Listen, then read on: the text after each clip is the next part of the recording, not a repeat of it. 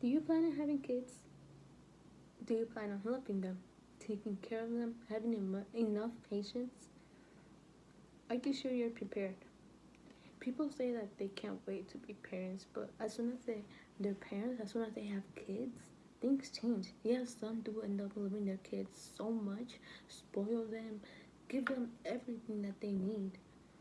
And on the other hand, there are parents who just don't see how a kid is a blessing.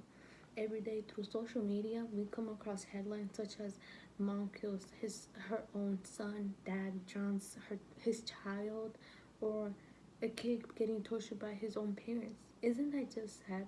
The people that gave gave birth to you, who promised, who had a vision of making a family, are the people that want you to die.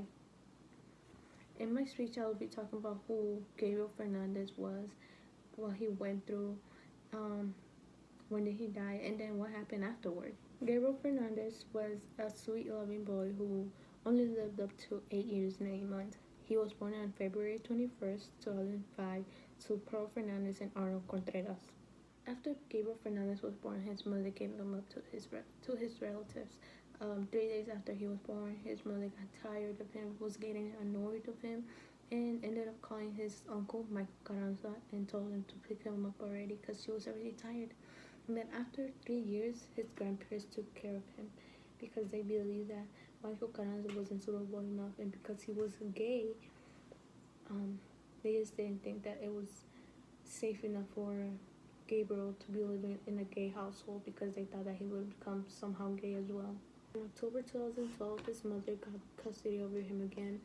The system failed to see that she wasn't a good mother because she had history about abusing his older brother and his sister, because there was one time where she had threatened her daughter, if she cried one more time, she won't be getting food, she'll get beat up.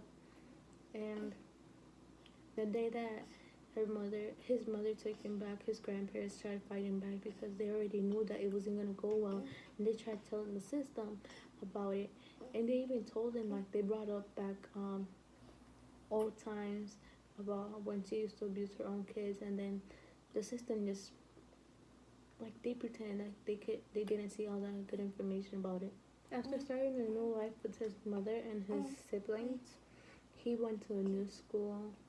And then not even after 2 weeks, he had asked his um his teacher if mothers are supposed to hit their kids.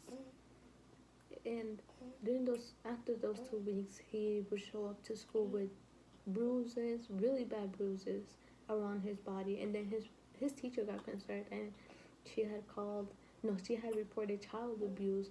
And then the social workers ended up going to their house, ended up pretending to go to the house. They didn't really check around the house if everything was off. And they will leave the house and then report back that everything was normal. But they clearly knew that something wasn't normal because those bruises were enough proof to show that something wrong was going around the house. But they acted like they were blind.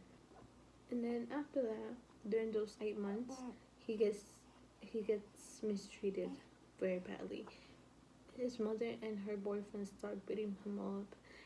They would lock him inside a cabinet. They would punish him very, very badly, and they would make him eat cat feces, and they would hit him with the bell. They'll mark his body with cigarettes. It was honestly very horrible.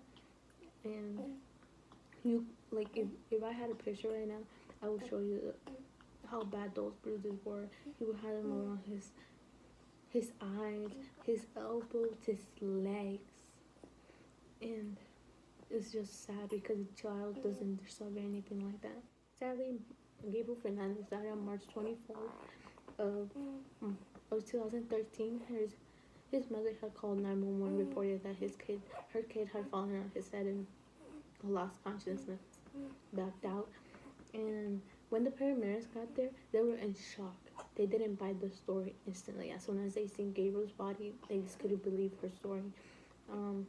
What really happened was that her boyfriend had been Gabriel really bad, and his body just gave up right there. He just couldn't take it anymore, and his life right there gave up. And the paramedics and the nurses, when they arrived at the hospital, they were really crying. There's a documentary on Netflix about this case as well, and they were crying, and it's really sad because the child doesn't deserve this. It was clear that Gabriel Fernandez loved his mother, and even after what had happened, every day he would try and give his mother like a love, affection, and he would want that affection back, but his mother was just cold-hearted and mistreated him. And what had happened afterwards? Both both of those parents, his stepdad and his mom, were sentenced. His mom was sentenced life in prison without parole, and her boyfriend was sentenced to death. And the four social workers that were supposed to take care of Gabriel Fernandez were charged, but then after a while, those charges were dropped. But honestly, in my opinion, they deserve those charges. I don't know why those charges were dropped. They clearly knew what was going on around the hospital. It took four social workers. Four social workers. Honestly, it should only be taking one social worker to know what's going on around the house. In conclusion, think about if you're really prepared to have kids. Don't be like Pearl Fernandez and her boyfriend. Pearl Fernandez was supposed to take care of her child. I have a child of my own, Bella, right here, and I just can't see how Pearl Fernandez was able to mistreat her own child, her own blood. I can't even do that. Like, I wouldn't even dare do that because the child is a blessing. And honestly, I just felt so sad because Gabriel Fernandez was supposed to live. He's supposed to be alive today.